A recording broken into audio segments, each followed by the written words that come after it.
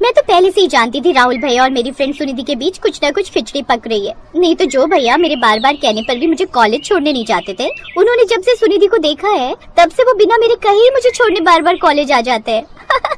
एक मारूंगा, जरा कम दिमाग लगाया कर, समझी? अच्छा तो बोल दो कि आपको सुनिधि पसंद नहीं है, बोलो बोलो। राहुल सुनिधि की तरफ देखकर मुस्कुरा जाता है और सुनिधि भी शर्मा जाती है। प्रिया समझ जाती है कि दोनों ही एक दूसरे को पसंद करने लगे हैं, इसलिए उसने बिना वक्त गवाए झट से इस बारे में अपनी माँ से बात की और कुछ समय बाद दोनों की शादी तय हो गई। राहुल अच्छे घर से था, इसलिए सुनिधि के घर वाले भी इसके लिए मान गए और कुछ समय बाद सुनिधि राहुल के घर ब्याह करा। शादी के अगले दिन सुनिधि की पहली रसोई की रस्म थी। वो रसोई में तरह तरह की सब्जियां बना रही थी। इधर शादी के बाद उसकी बुआ सास, मामी सास, मौसी सास, चाची सास सब टेबल पर बैठकर खाने का इंतजार कर रहे थे। वैसे आजकल की लड़कियों को बस फोन चलाना आता है, बेलन नहीं। अरे नहीं नहीं दीदी, मेरी बहू ऐसी नहीं है, वो तो बड़ी ही गुणी है। आपको पता है वो 1 घंटे में 56 भोग बना लेती है। अरे वाह, ये तो बड़ी अच्छी बात है। बहू की जुबान जितनी कम चले और रसोई में हाथ जितने ज्यादा, समझो वो उतनी गुणी है। इस तरह उन सब क्यों बातें करते हुए 2 घंटे से ऊपर हो जाता है और अब सबके पेट में गुड़गुड़ाहट शुरू हो जाती है। अरे शोभा, ये तेरी बहू रसोई में आखिरकार कर क्या रही है? 2 घंटे से ज्यादा हो गया है। उसे बोलो हमें 56 भोग नहीं खाने, वो हमारे लिए सिंपल रोटी सब्जी ले आएगी, वही काफी है। लगता है आज भाभी कुछ स्पेशल बना रही है, तभी इतना वक्त लग रहा है। लेकिन 2 घंटे बाद जब वो वहाँ आई तो सभी ये देखकर हैरान रह गए। उसने 2 घंटे में बस पुलाव ही बनाया था। अरे बहू, ये क्या 2 घंटे तू रसोई में खुसुर फुसुर कर रही है और अब बस ये पीले चावल उबाल कर ले आई? माँ जी, इसे पुलाव कहते हैं। वो क्या है ना, मैंने पहले चावलों को अच्छे से धोया, फिर उन्हें 20 मिनट के लिए भीगने को रख दिया, क्योंकि सुना है इससे उनमें फुलाव अच्छा आता है। फिर मैंने प्याज, टमाटर और आलू काट दिए, लेकिन जब मैंने गैस ऑन की और कुकर रखकर तेल डाला तभी मुझे याद आया कि अभी तो मैंने मटर छिली ही नहीं। फिर मैंने मटर फ्रिज से निकाली और फिर मटर छिलने बैठ गई। थोड़ी देर में मैंने मटर छिल दी। जब मटर छिली फिर उन्हें धोया, जिसके बाद मसाला भुना और फिर उसमें मटर और चावल डाल दिया। फिर कुकर का ढक्कन लगा दिया, जिसके बाद सीटी गिरने का इंतजार करने लगी। फिर सीटी आई तब गैस बंद किया, जिसके बाद मैंने देखा कि पूरा किचन खाना बनाने में फैल गया है। तो मैंने फिर उसे साफ किया, सारा सामान समेटा। फिर मुझे याद आया कि मैंने इसके साथ रायता तो बनाया ही नहीं। फिर मैं फ्रिज में दही ढूंढने लगी, लेकिन मुझे दही नहीं मिला। फिर सोचा कि बाजार जाऊं, फिर लगा कि नई बहू हूँ तो ठीक नहीं लगेगा अभी। फिर आपने आवाज दे दी। अरे बस फिकर, एक राजधानी एक्सप्रेस की तरह शुरू हुई तो चुप होने का नाम ही नहीं ले रही। अरे जैसे तूने 2 घंटे इसे बनाने में लगाए हैं ना, 1 घंटा इसे डिस्क्राइब करने में लगा दिया। अब तू हमें पुलाव चैन से खाने दे। सुनिधि की यही आदत थी, वो जो कुछ भी बनाती उसे बनाने में पूरे 2 से 3 घंटे लगा देती। ऐसे कुछ दिन बीत गए। एक रोज उनके यहाँ शोभा की किटी पार्टी की सहेलियां आई। बड़े दिनों बाद आना हुआ तुम सबका, आने में कोई तकलीफ तो नहीं हुई? तकलीफ तो अब भाभी देने वाली है। क्या अकेले में बड़बड़ाई जा रही है प्रिया? तेरी भाभी को जाकर बोल कि इन सबके लिए खाना बना दे। जी मम्मी। प्रिया अपनी भाभी के कमरे में जाती है और उसे खाना बनाने के लिए कहती है। सुनिधि रसोई में जाती है और खाना बनाने की तैयारी करने लगती है। मलाई कोफ्ता बनाओ या शाही पनीर? क्या जल्दी बन जाएगा? एक काम करती हूँ, मलाई कोफ्ता ही बना लेती हूँ। नहीं नहीं, मेहमान क्या कहेंगे, ऐसा करती हूँ शाही पनीर ही बना लेती हूँ। ऐसा सोचते हुए अब वो शाही पनीर बनाने की तैयारी करने लगती है।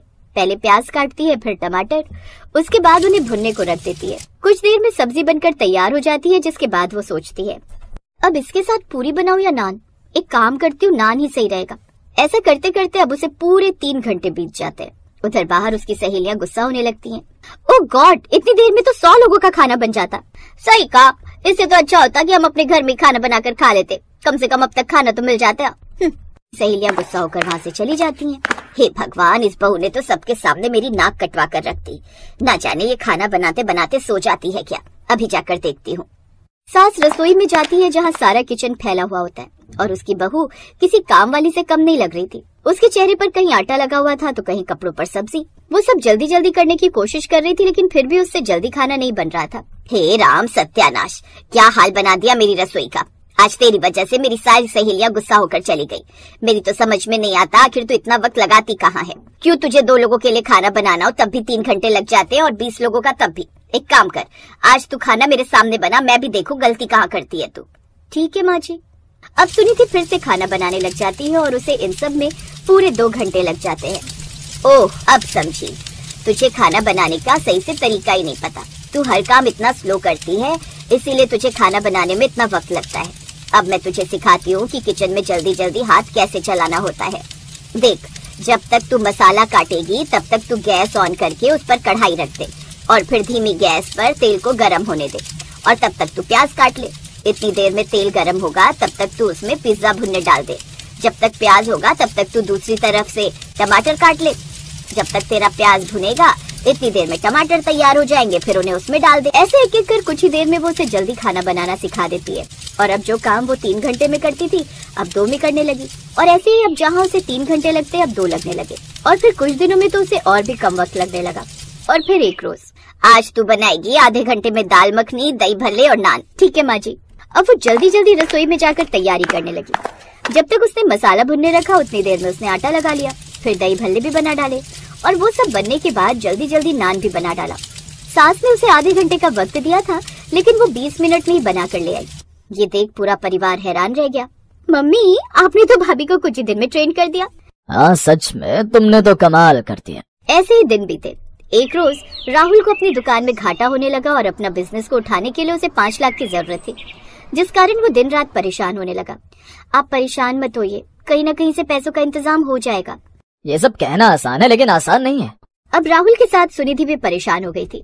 फिर एक शाम वो बाजार से सब्जियां लेकर घर लौट रही थी कि तभी उसने रास्ते में एक बोर्ड देखा। 5 मिनट में खाना बनाने पर 5 लाख का इनाम, साथ में होटल में काम करने का मौका भी। अब वो उस जगह पर पहुंची और अपना नाम उस कंपटीशन में लिखवा लिया। फिर रात को, भाभी 5 मिनट में तो मैगी बनती है और क्या ही बन पाएगा। हाँ सुनिधि, तुम ये सब बचकानी हरकतें छोड़ो। लेकिन सुनिधि ने हिम्मत नहीं हारी। वो अपनी बात पर कायम रही और फिर अब जब भी खाना बनाने रसोई में जाती तो घड़ी अपने पास रख लेती और वक्त देखकर जल्दी जल्दी खाना बनाने की प्रैक्टिस करने लगी।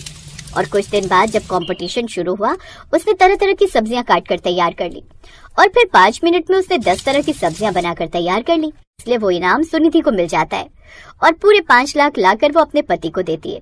इसके साथ ही उसे बड़े से होटल में शेफ की नौकरी भी मिल जाती है और साथ ही वो अपने खाने का YouTube चैनल भी खोल लेती है, जिससे वो खूब पैसे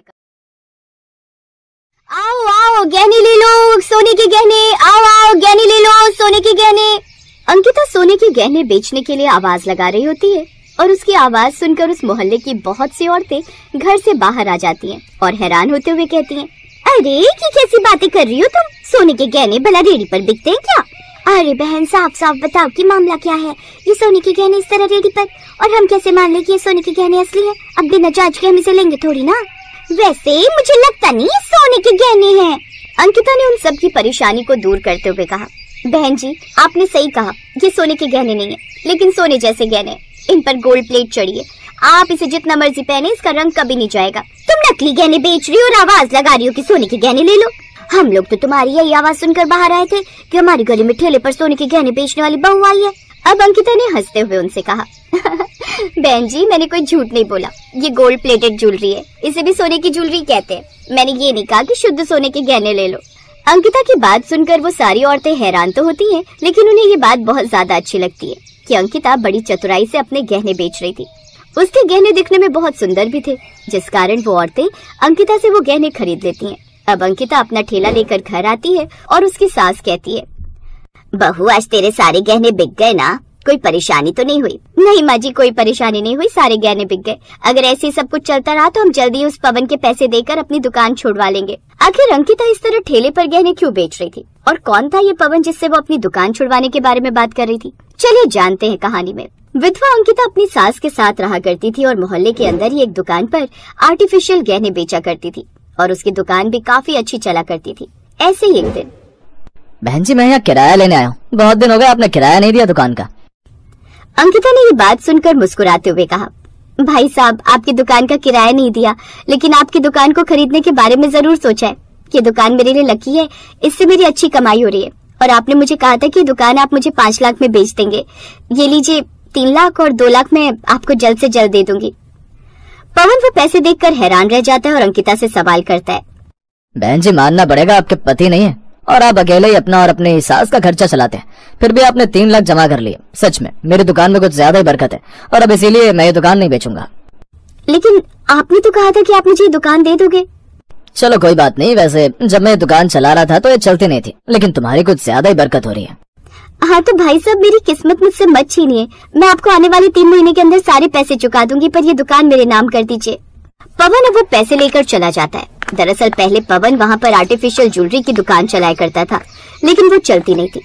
अब पवन अंकिता की दुकान चलती देखकर लालच में आ जाता है और अपने मन में कहता है, अगर ये दुकान इतनी अच्छी चल रही है तो मैं ये दुकान 5 लाख में बेचकर गलती कर रहा हूँ, लेकिन अब तो मैंने सारी लिखा पढ़ी भी कर ली है, इसीलिए मैं अपनी बात से मुकर नहीं सकता। पवन अपने घर आ जाता है। ऐसे कुछ दिन गुजरते हैं और गुजरते समय के साथ अंकिता की सास की तबीयत बहुत ज्यादा खराब हो जाती है और अंकिता उसके इलाज के चलते ही दुकान को अच्छे से संभाल नहीं पाती है और ना ही पैसे जमा कर पाती है। ऐसे ही 2 महीने गुजर जाते हैं और पवन एक दिन उसकी दुकान पर आता है। बहन जी, बचे हुए 2 लाख आप मुझे कब दे रही हैं? ज्यादा समय नहीं है आपके पास? मेरे पास ज्यादा समय नहीं है भाई साहब, मैं ये बात जानती हूँ, लेकिन मेरी सास की तबीयत बहुत ज्यादा खराब थी, इसलिए मैं पैसे जमा नहीं कर पाई। अगर आप चाहते हैं तो मुझे थोड़ा समय और दे दीजिए, मैं आपको जल्दी आपके 2 लाख रुपए देकर ये दुकान ले लूंगी। बहन जी नहीं, ऐसा नहीं होता। अगर आप समय पर पेमेंट नहीं करोगी तो फिर ये दुकान वापस मेरी हो जाएगी, या तो मैं आपको ये दुकान किराए पर दूंगा या फिर आपको इस दुकान से निकाल दूंगा। समय पर पेमेंट ना हो तो बयाना भी मारा जाता है, आप ये बात जानती है ना?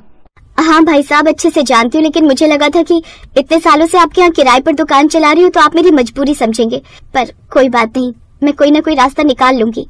ऐसे 1 महीना गुजर जाता है। अब पवन अंकिता को उस दुकान से बाहर कर देता है, लेकिन अंकिता के पैसे न मरे इसलिए वो उसे 1 महीने का समय और देता है।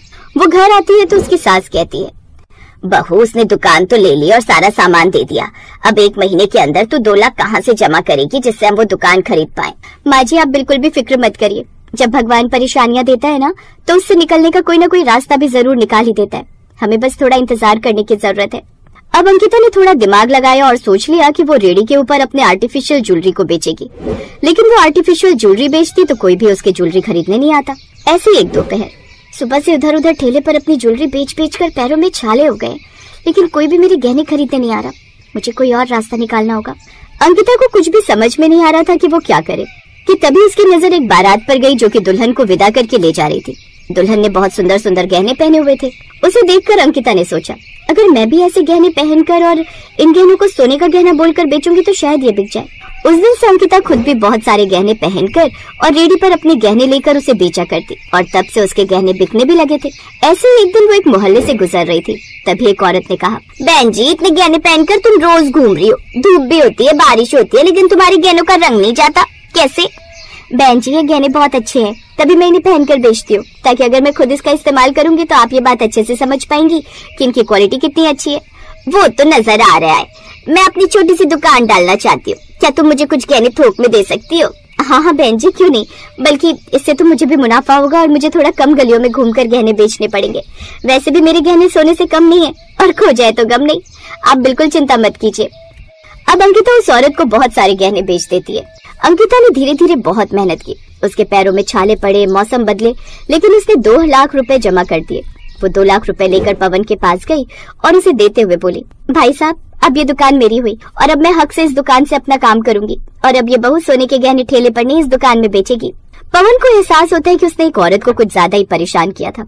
उसके अंदर की इंसानियत लालच के चलते मर गई थी और उसने हुए कहा, बहन मुझे माफ कर दो, मैं लालच में आ गया था। मैंने सोचा कि जब तुम इस दुकान को वापस ला सकती हो तो मैं भी चला सकता हूँ, इसीलिए मैंने तुम्हें ज्यादा ही परेशान किया, लेकिन तुम्हारी मेहनत देखकर अब मुझे एहसास हुआ कि मैं कितना लालची हो गया था।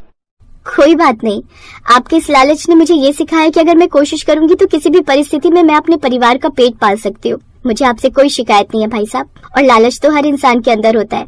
अब पवन वो दुकान कागजात समेत अंकिता को सौंप देता है। अंकिता भी बहुत खुश होती है।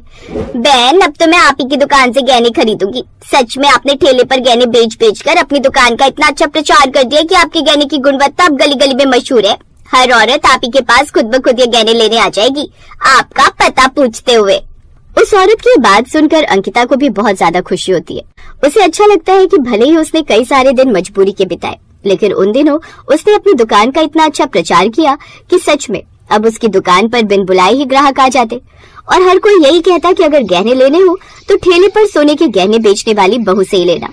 और इस तरह गरीब बहू की सारी परेशानी भी सुलझ जाती है और वो अपनी सास के साथ खुशी खुशी अपना व्यापार करती है और अपना जीवन गुजारती है।